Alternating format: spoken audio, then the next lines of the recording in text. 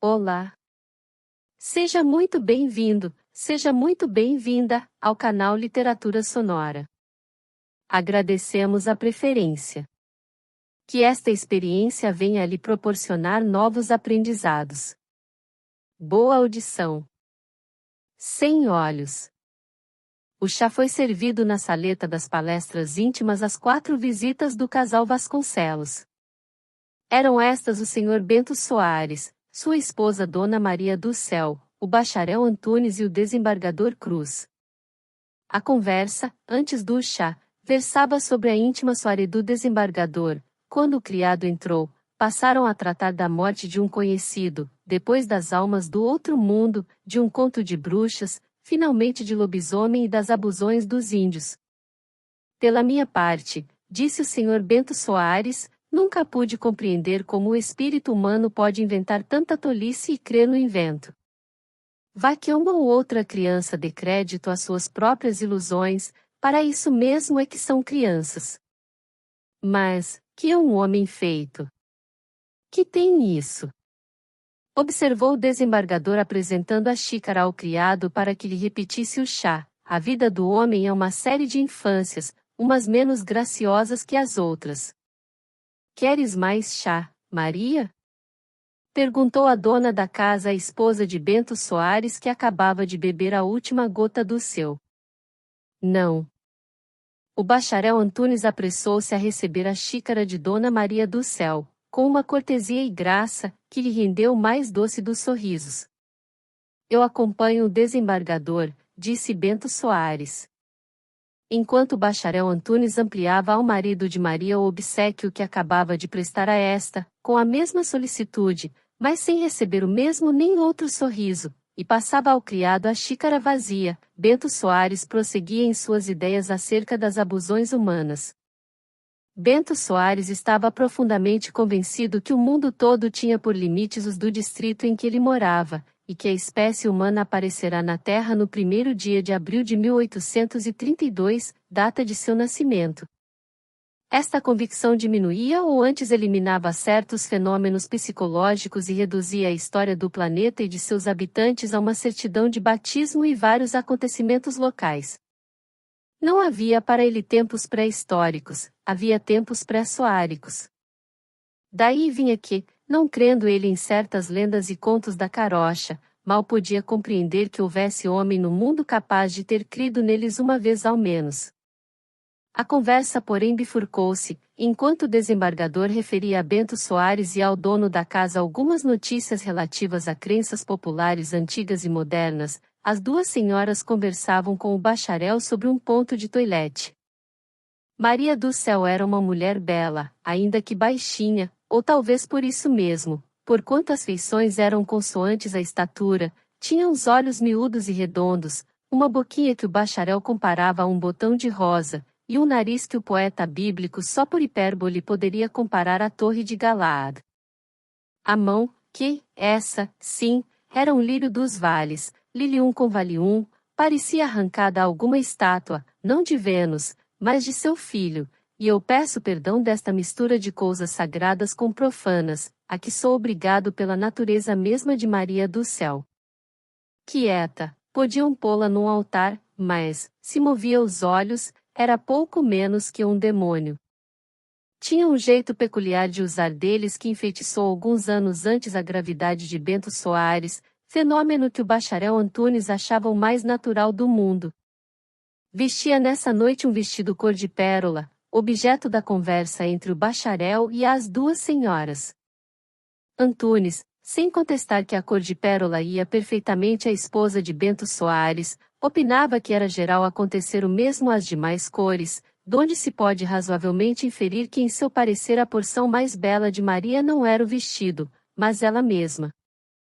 Uma contestação, em voz mais alta, chamou a atenção deles para o grupo dos homens graves. Bento Soares dizia que o desembargador mofava da razão afiançando acreditar em almas do outro mundo, e o desembargador insistia em que a existência dos fantasmas não era coisa que absolutamente se pudesse negar. Mas, desembargador, isto é querer supor que somos uns beócios. Pois fantasmas.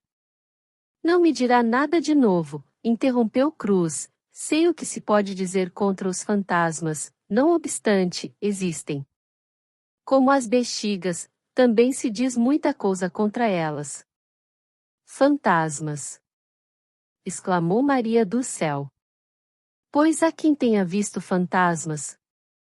É o desembargador quem o diz, observou Vasconcelos. Deveras? Nada menos. Na imaginação, disse o bacharel. Na realidade. Os ouvintes sorriram, Maria fez um gesto de desdém. Se a entrada na relação dá em resultado visões dessa natureza, declaro que vou cortar as asas às minhas ambições, observou o bacharel olhando para a esposa de Bento Soares, como a pedir-lhe aprovação do dito. Os fantasmas são fruto do medo, disse esta, sentenciosamente. Quem não tem medo não vê fantasmas. Você não tem medo? Perguntou a dona da casa. Tanto como deste leque. Sempre há de ter algum, opinou Vasconcelos. Não tenho medo de nada nem de ninguém. Pode ser, interveio o desembargador, mas se visse o que eu vi uma vez, estou certo de que ficaria apavorada. Alguma bruxa? O diabo. Um defunto à meia-noite? Um doente? Cruz empalidecera. Falemos de outra coisa, disse ele. Mas o auditório tinha a curiosidade aguçada, e o próprio mistério e recusa do desembargador faziam crescer o apetite. Os homens insistiram, as senhoras fizeram coro com eles. Cruz imolou-se ao sufrágio universal. O que eu vi foi há muitos anos, disse ele, ainda assim conservo a memória fresca do que me aconteceu. Não sei se poderei ir até o fim, e desde já estou certo de que vou passar uma triste noite. Uma risadinha de Maria do céu interrompeu o desembargador. Prepare o auditório. Disse ela. Vamos ver que a montanha dá à luz um ratinho. Alguns sorriram, mas o desembargador estava sério e pálido. Bento Soares ofereceu-lhe uma pitada de rapé, enquanto Vasconcelos acendia um charuto. Fez-se grande silêncio, só se ouvia o tic-tac do relógio e o movimento do leque de Maria do céu. O desembargador olhou para os interlocutores, como a ver se era possível evitar a narração, mas a curiosidade estava tão pendente de todos os olhos, que era impossível resistir. Vá lá. Disse ele, contarei isto em 2 palavras. Quando eu estudava em São Paulo, raras vezes gozava as férias todas na fazenda de meu pai, ia a Cantagalo passar algumas semanas e voltava logo para o Rio de Janeiro, aonde me chamava o meu primeiro e último namoro, paixão de 4 anos, que a igreja consagrou e só a morte extinguiu. Nas férias do 3º ano fui morar no primeiro andar de uma casa da Rua da Misericórdia. No segundo morava um homem de 40 anos que parecia ter mais de 50, tão alquebrado e encanecido estava. Éramos os 2 moradores únicos, salvo meu pajem, que fazia o número 3. O vizinho de cima não tinha criado. A primeira vez que o vi foi logo no dia seguinte da minha entrada na casa. Ao passar pelo corredor dei com ele na escada, que ia do primeiro para o segundo andar, de pé, com o livro aberto nas mãos. Tinha um pé no 5º e outro no 6º degrau. Fiquei a olhar de baixo para ele, durante algum tempo, não o conhecendo, entrei a suspeitar se seria algum ladrão. O pajem explicou-me que era um morador de cima. 2 dias depois, estando eu à noite em casa, perto das 11 horas, a ler na minha sala, senti alguém bater-me à porta, fui abrir, era o vizinho, que descera, com um livro na mão, talvez o mesmo que lia 2 dias antes na escada, não sei.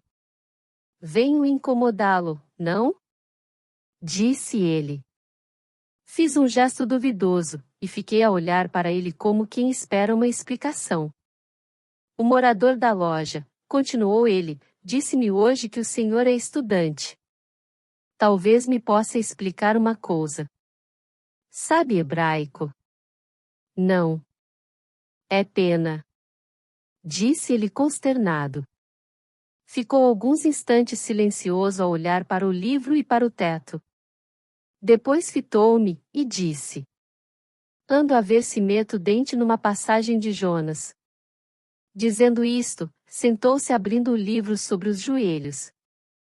Joelhos chamo eu, porque é esse o nome daquela região, mas o que ele tinha naquele lugar das pernas eram 2 verdadeiros pregos, tão magro estava. A cara angulosa e descarnada, os olhos cavos, o cabelo hirsuto, as mãos peludas e rugosas, tudo fazia dele um personagem fantástico. Esteve algum tempo ainda silencioso, até que continuou. Há aqui um versículo de Jonas, é o 11 do capítulo 4, em que leio: E então eu não perdoarei a grande cidade de Nínive, onde há mais de 120.000 homens, que não sabem discernir entre a sua mão direita e a sua mão esquerda? Como entende o Senhor este versículo?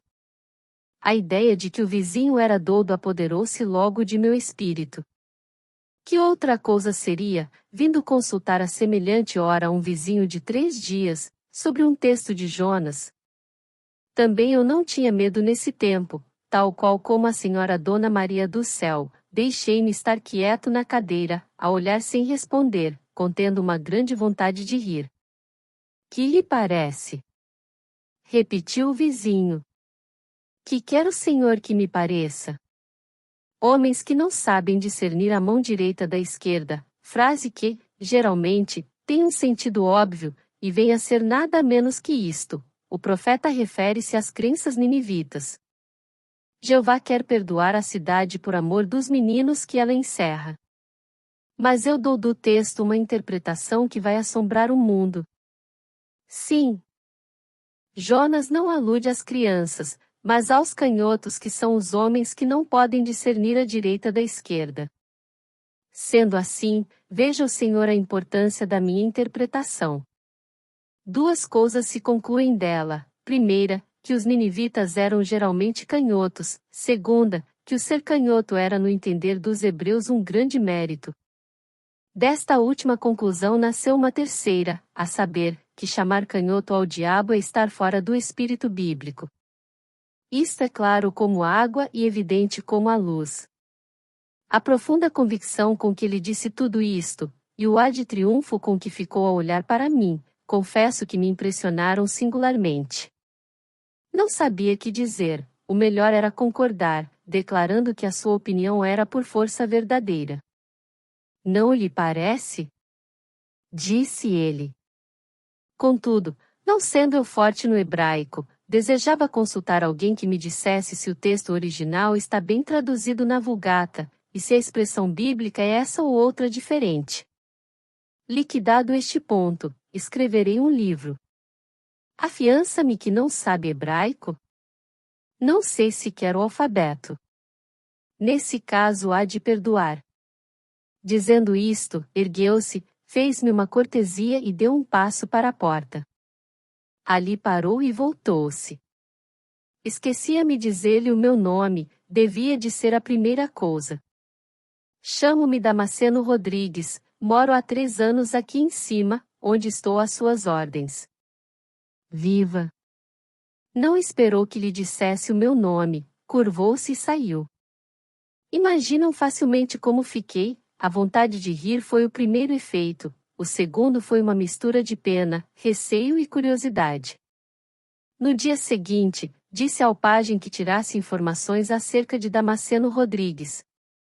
Tirou as e o que liquidei delas foi que o meu vizinho morava ali havia 3 anos, como dissera, que era um velho médico, sem clínica, que vivia pacificamente, saindo apenas para ir comer a uma casa de pasto da vizinhança ou ler 2 horas na biblioteca pública, enfim, que no bairro ninguém o tinha por doudo, mas que algumas velhas o supunham ligado com o diabo.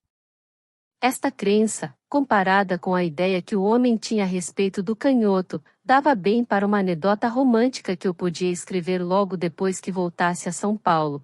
Tal foi o motivo que me levou a visitá-lo alguns dias depois.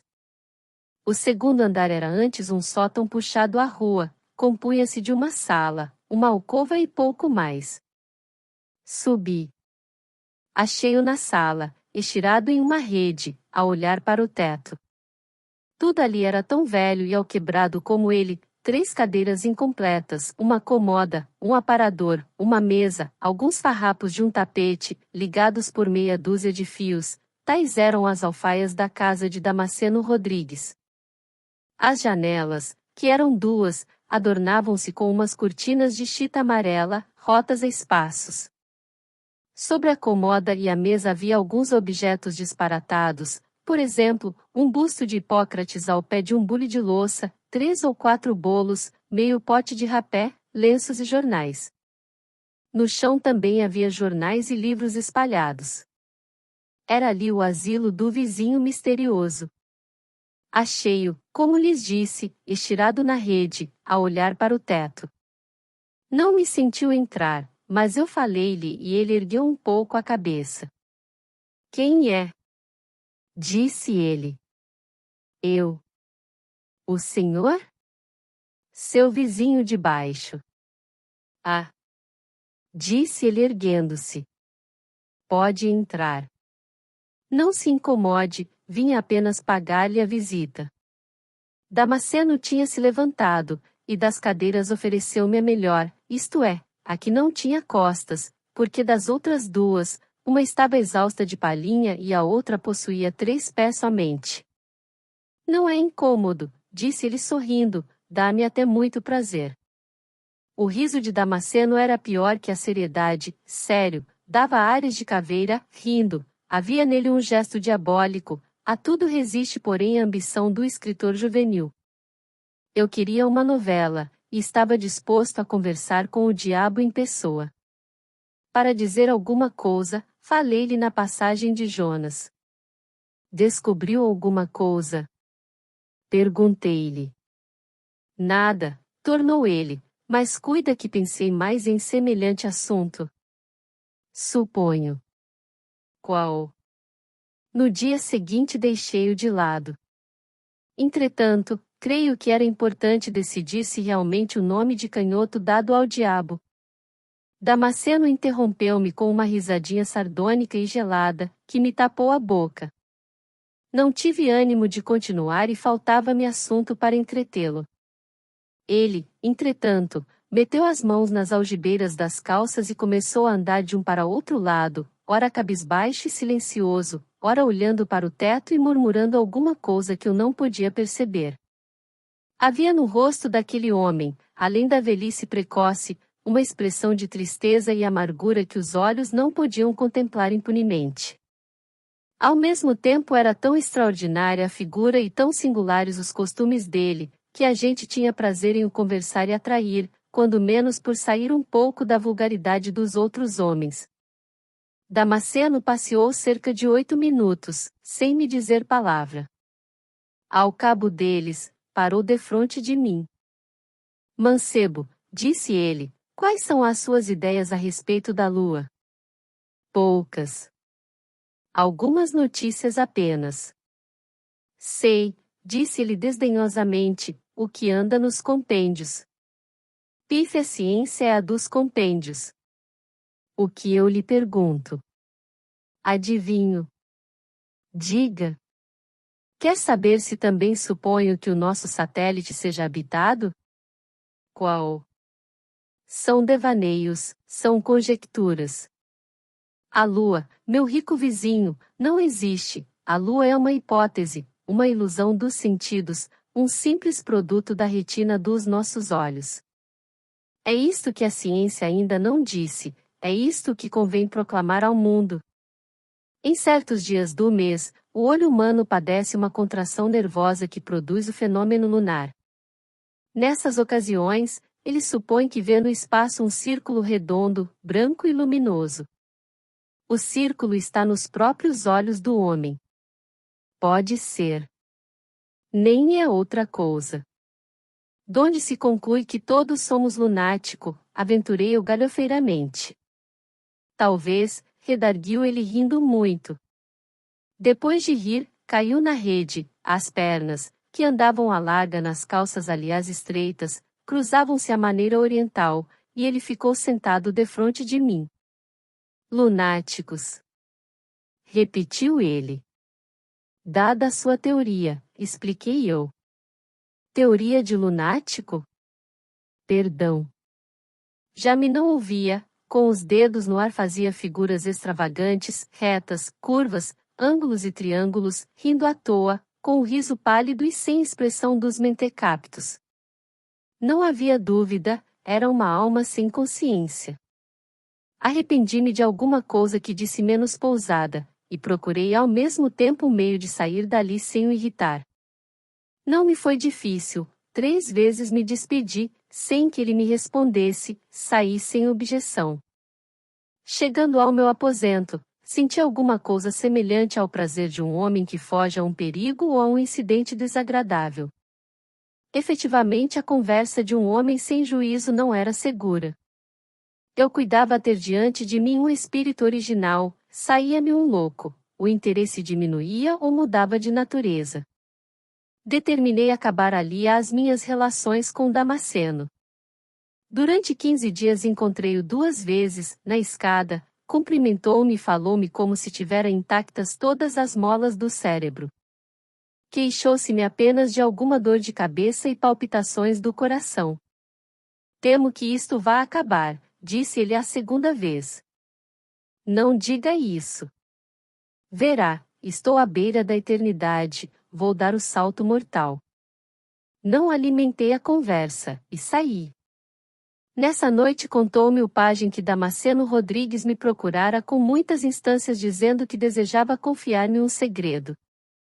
Era provavelmente alguma nova fantasia semelhante à de Jonas e à da lua, e eu não queria animar os desvarios de um pobre velho. Não lhe mandei dizer que estava em casa nem o procurei. Alta noite, e estando a ler, ouvi um gemido no andar de cima. Subi devagarinho, colei o ouvido à porta da sala de Damasceno, mas nada mais ouvi. Soube no dia seguinte que Damasceno adoecera. Fui vê-lo pela volta do meio-dia. Como ele nunca fechava as portas, não foi preciso incomodá-lo, para lá entrar. Achei-o deitado na cama, com os olhos cerrados e os braços estendidos ao longo do corpo e por fora da coberta. Abriu os olhos, e sorriu ao ver-me. Que tem?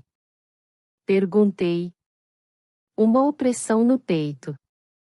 Tomou alguma coisa que me fizesse mal? Não, algum remédio. Não tomei nada. Bem, é preciso ver o que isso é, vou mandar vir um médico. Damasceno tinha os olhos cravados na parede, não me respondeu. Ia sair para dar ordens ao meu criado quando vi o enfermo sentar-se na cama, e olhando para a parede que lhe ficava ao lado dos pés, clamar aflito. Não. Ainda não. Vai-te. Depois. Daqui a 1 ano. A 2. A 3. Vai-te, Lucinda. Deixa-me. Corri a Damasceno, falei-lhe, apalpei-lhe a testa, que estava quente, e obriguei-o a deitar-se. Uma vez deitado, ficou arquejante, a olhar para a sala, sem querer dirigir os olhos para os pés da cama. O que é que sente? Perguntei. Não disse nada, talvez me não ouvisse. Saí para mandar chamar um médico, e voltei ao quarto do enfermo. Estava dormindo. O médico veio, examinou, interrogou, receitou enfim alguma coisa, que imediatamente mandei preparar na mais próxima botica. Mandei a uma casa da vizinhança arranjar caldos e galinha, finalmente dispus-me a não sair de casa nesse dia. Não contava com o amor, 2 linhas escritas em uma folha de papel bordado, como se usava no meu tempo, vieram mudar a resolução em que eu assentara. Saí, depois de fazer muitas recomendações ao criado e prometendo voltar cedo. Às 8 horas da noite achava-me em casa, fui ter logo com o doente. Achei-o sossegado. Entre, meu amigo, disse ele, deixe-me chamar-lhe assim porque não tenho ninguém mais a quem dê esse doce nome. Está melhor? Estou, mas são melhor as passageiras. Não diga isso. São.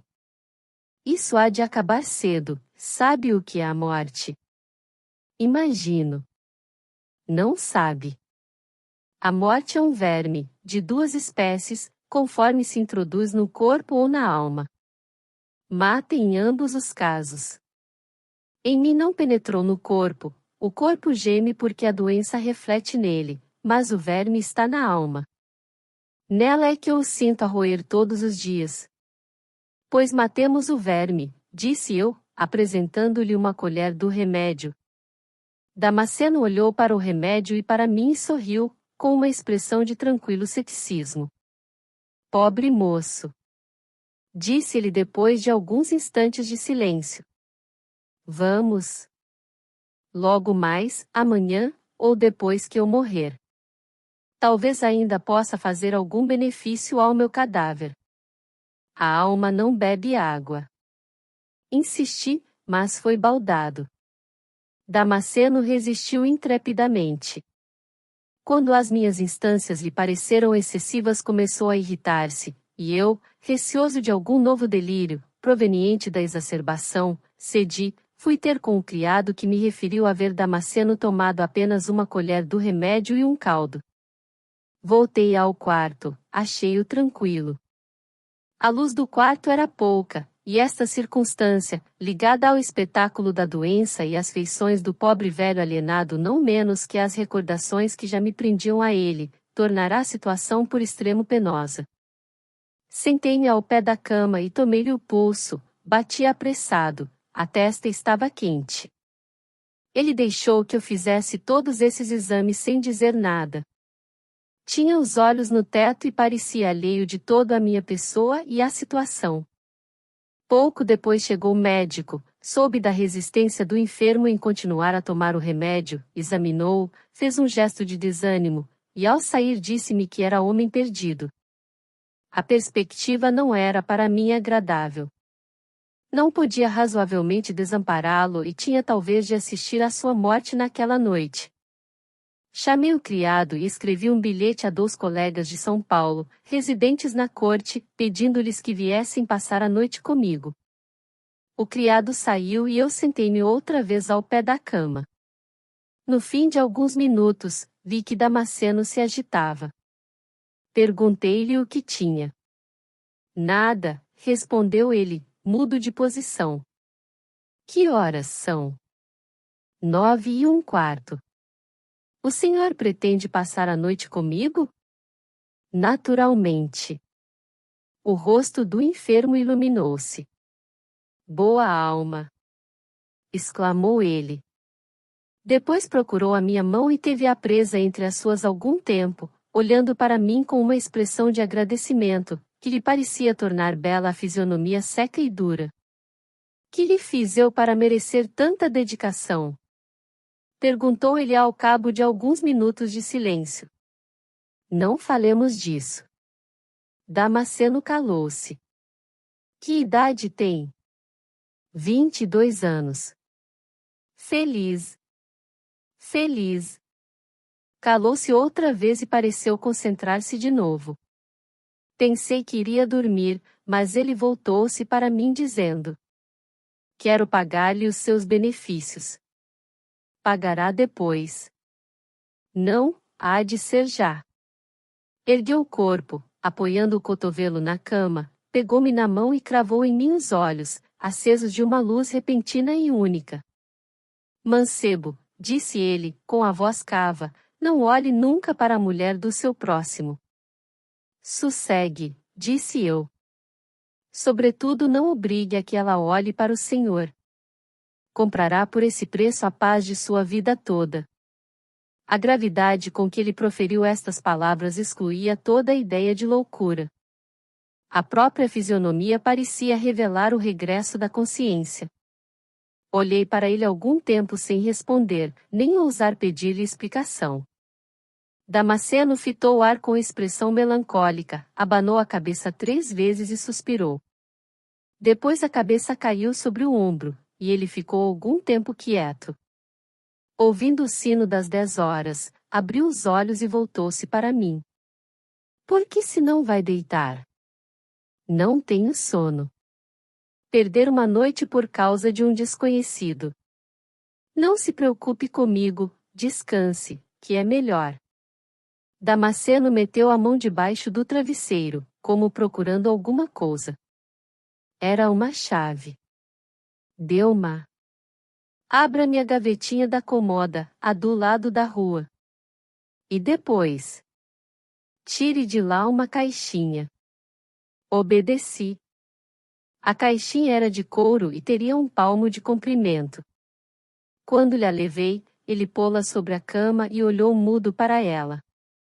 Depois, tocou em uma pequena mola, a caixa abriu-se, e ele tirou de dentro um pequeno maço de papéis.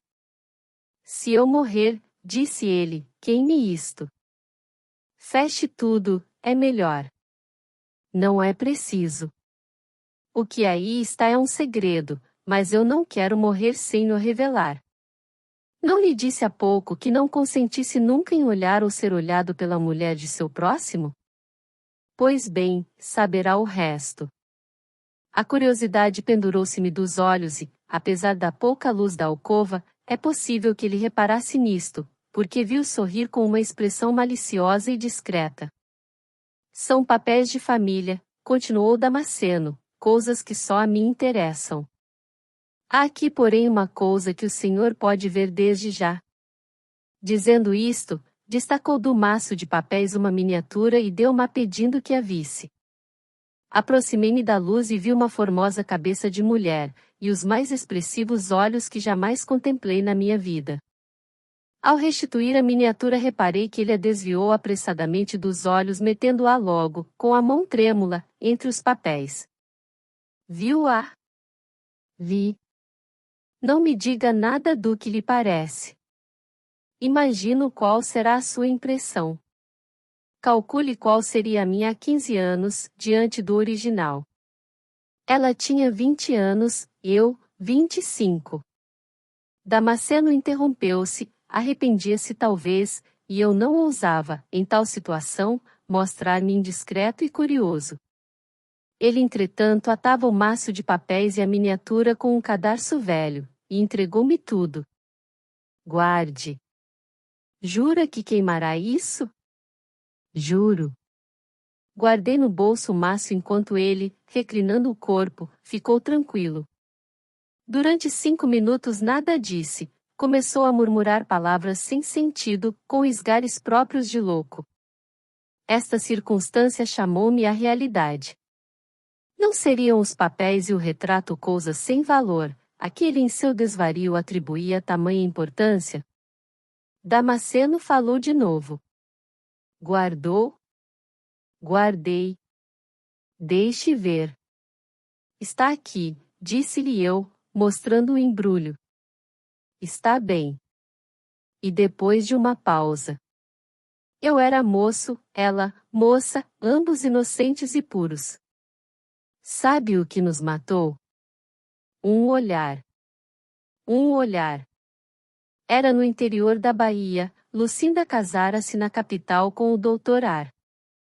Não importa o nome, era médico como eu, mas rico e dado a estudos de botânica e mineralogia. Andava por Jeremoabo naquele tempo. Eu encontrei-o no engenho e travei relações com ele. A mulher era linda como o senhor a viu aí. Ele era sábio, taciturno e ciumento. Havia nela tanta modéstia e recato, talvez medo, que o ciúme dele podia dormir com as portas abertas. Mas não era assim, o marido era cauteloso e suspeitoso, ameaçava-a e fazia-a padecer. Eu percebi isso, e a compaixão apoderou-se de mim. A compaixão é um sentimento pérfido, abstenha-se dele ou combata-o. Quem sabe se a que sente agora por mim não lhe dará mau resultado? Estremeci ouvindo esta última palavra. Ele parou um instante e continuou. Lucinda não me olhava nunca. Era medo, era talvez uma intimação do marido. Se me falava alguma vez era secamente por monossílabos. Meu coração deixou-se ir da compaixão ao amor pelo mais natural dos declives, amor silencioso, cauto, sem esperança nem repercussão. Um dia, em que a vi mais triste que de costume, atrevi-me a perguntar-lhe se padecia. Não sei que tom havia em minha voz, e certo é que Lucinda estremeceu, e levantou os olhos para mim. Cruzaram-se com os meus, mas disseram nesse único minuto, que digo? Nesse único instante, toda a devastação de nossas almas, corando, ela abaixou os seus, gesto de modéstia, que era a confirmação de seu crime, eu deixei-me estar a contemplá-la silenciosamente. No meio dessa sonolência moral em que nos achávamos, uma voz atroou e nos chamou à realidade da vida. Ao mesmo tempo achou-se defronte de nós a figura do marido. Nunca vi mais terrível expressão em rosto humano. A cólera fazia dele uma medusa. Lucinda caiu prostrada e sem sentidos. Eu, confuso, não me atrevi a explicar nem a pedir explicações. Ele olhou para mim e para ela. Sucedera a primeira manifestação silenciosa da cólera uma coisa mais apagada e mais terrível, uma resolução fria e quieta. Com um gesto despediu-me, quis falar, ele impôs-me silêncio com os olhos. Quase a sair, voltei e, apesar da oposição, expus-lhe toda a singularidade de seu procedimento. Ouviu-me calado. Vendo que nada alcançava e não querendo que sobre a infeliz pairasse a menor suspeita, nem que ela padecesse sem outro motivo mais grave, expus-lhe francamente os meus sentimentos em relação a ele e a ela, a afeição que Lucinda me inspirara, protestando com todas as forças pela inteira dignidade da infeliz. Riu-se, e não me disse nada. Despedi-me e saí. Estas recordações pareciam abater o enfermo. A voz, ao chegar àquela palavra, era fraca e rouca, ele fez uma longa pausa, cobrindo os olhos com as mãos ocas e transparentes. Alguns minutos depois continuou. Passaram-se algumas semanas.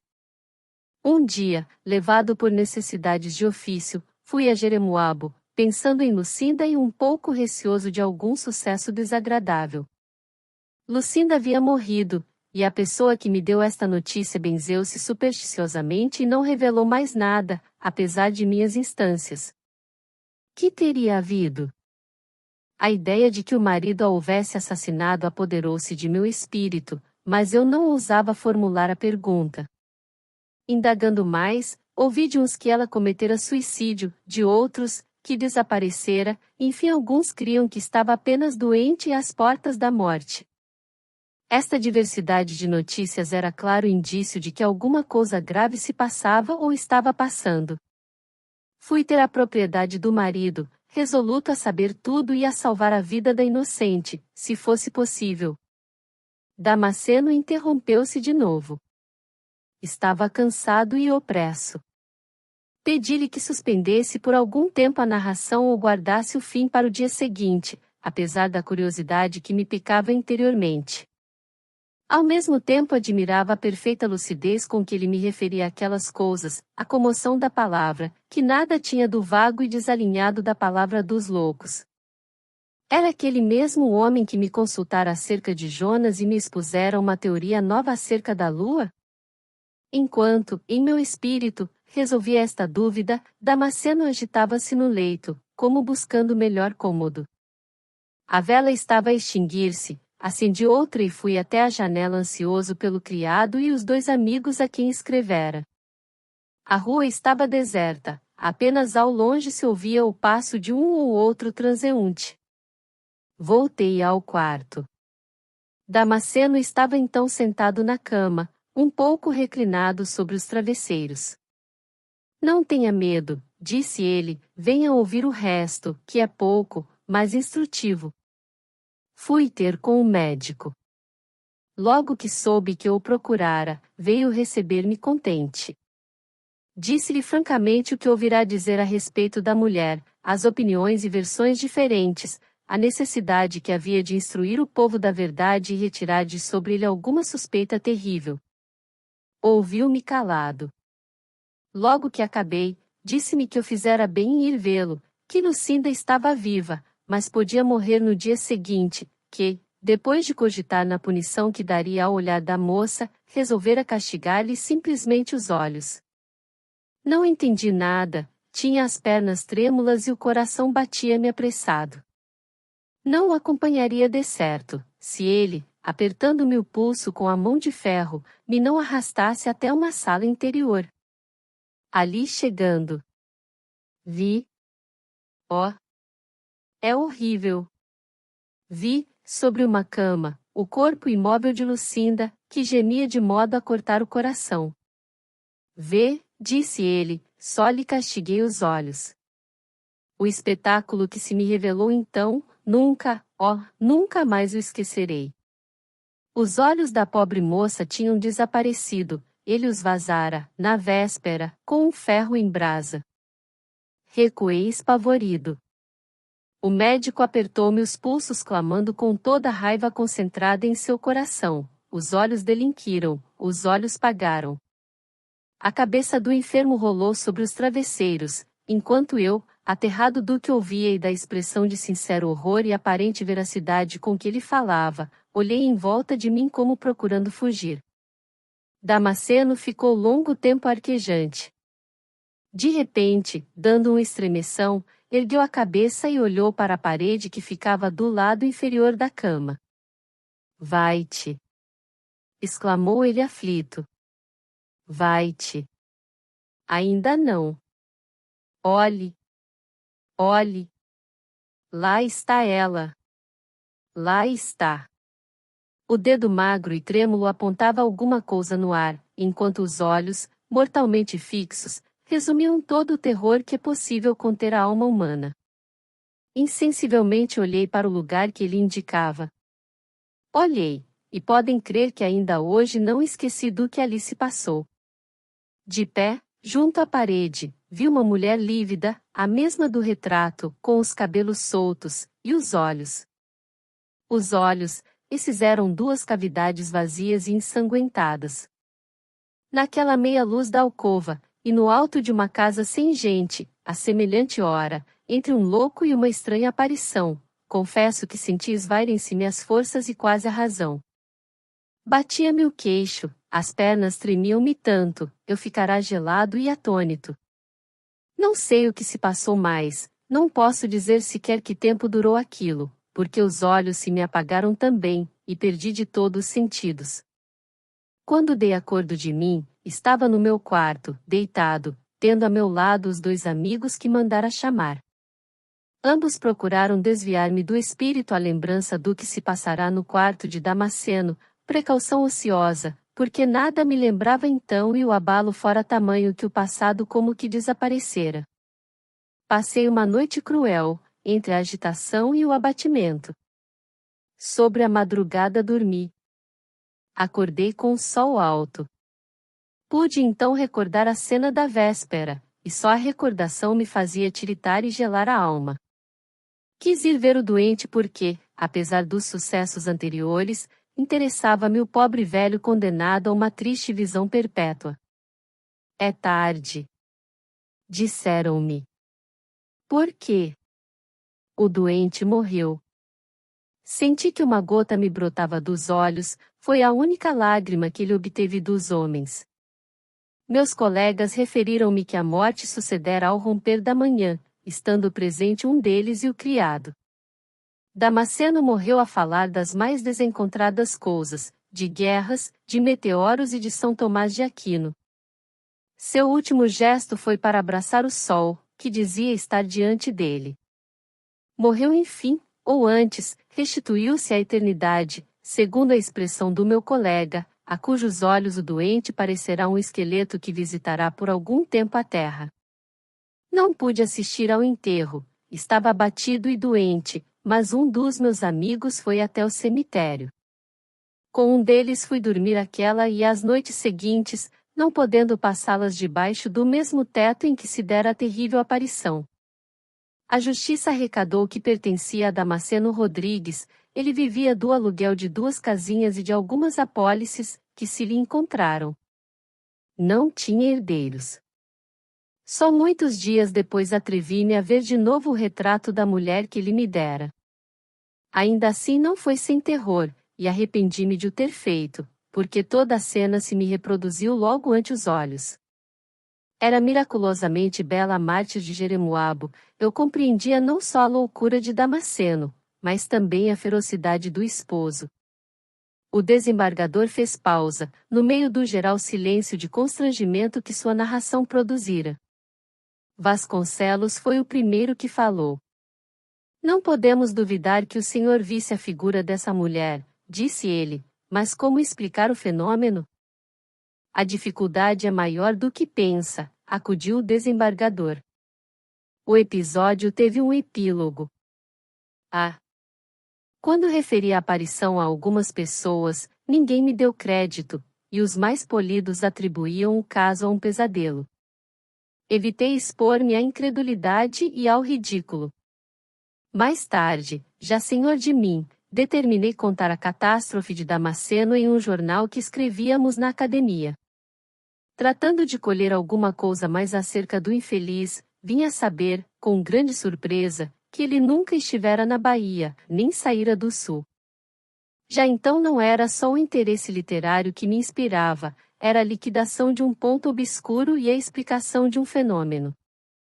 Casara aos 22 anos em Santa Catarina, donde só saiu aos 33, não podendo, portanto, encontrar-se com o original do retrato. Aos 25, solteiro, em Jeremoabo, finalmente, a miniatura que me confiara era simplesmente o retrato de uma sobrinha sua, morta solteira. Não havia dúvida, o episódio que ele me referira era uma ilusão como a da lua, uma pura ilusão dos sentidos, uma simples invenção de alienado. Mas, sendo assim, como vi eu a mulher sem olhos? Esta foi a pergunta que fiz a mim mesmo. Que a vi, é certo, tão claramente como os estou vendo agora. Os mestres da ciência, os observadores da natureza humana lhe explicarão isso. Como é que Pascal via um abismo ao pé de si? Como é que Bruto viu um dia a sombra de seu mau gênio? O seu caso é talvez mais simples que esses todos. O desvario do doente foi contagioso, e fez com que o senhor visse o que ele supunha ver. Pois é pena! Exclamou o desembargador, a história de Lucinda era melhor que fosse verdadeira. Que outro rival de Otelo há aí como esse marido que queimou com um ferro em brasa os mais belos olhos do mundo, em castigo de haverem fitado outros olhos estranhos? Crê agora em fantasmas, Dona Maria do Céu. Maria do Céu tinha seus olhos baixos. Quando o desembargador lhe dirigiu a palavra, estremeceu, ergueu-se, e ajunto e de corrida se encaminhou para o bacharel Antunes. O bacharel fez o mesmo, mas foi dali a uma janela, talvez tomar ar, talvez refletir a tempo no risco de vir a interpretar algum dia um hebraísmo das Escrituras. Fim. Querido ouvinte, obrigado por acompanhar a mais este vídeo. Sinta-se à vontade para avaliar o conteúdo e comentar. Se desejar, compartilhe e inscreva-se. Um grande abraço para você.